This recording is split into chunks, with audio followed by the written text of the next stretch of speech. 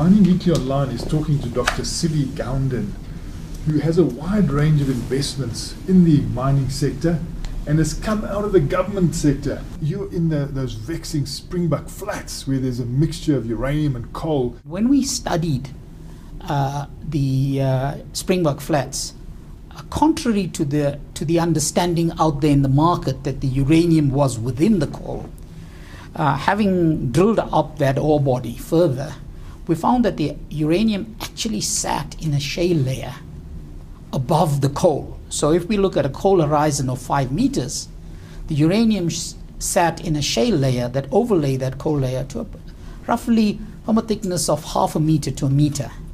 So when we looked at how do we process and extract this uranium, clearly the view was, based on desktop analysis at the time, was to say we need to combust the shale layer, thereby concentrating the uranium onto the byproduct of whatever combustion process we come up with, concentrating the uranium onto the ash that was the byproduct, and then a simple acid leaching of the ash would liberate the uranium.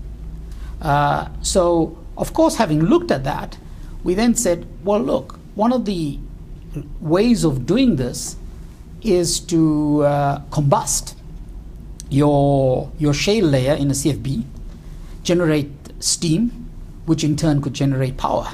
And that was the trajectory we were pursued. Hence, you would effectively have two products coming out of one ore body. And that's the thinking currently on this project. And of course, the dimensions have altered, because when we started this project, we didn't have the debates or the power constraints that we are currently feeling now. And as we progress along the project, we said it becomes more viable simply because there's a huge demand for power, in particular IPPs, or alternatively, there's a huge demand by mining houses to want to secure their own security, have their own security of supply. And in the reconfigured uranium and power project, we anticipate that we would be in a position to generate approximately 660 megawatts of power, while producing approximately 2 million pounds of U3O8 annually. Will you ever get a demonstration plant going? As the project proceeds into the BFS stage, then one would do a small pilot plant. But we've done desktop analysis and done mini-scale testing of each of the unit processes, and therefore are very confident that the process in its totality will work.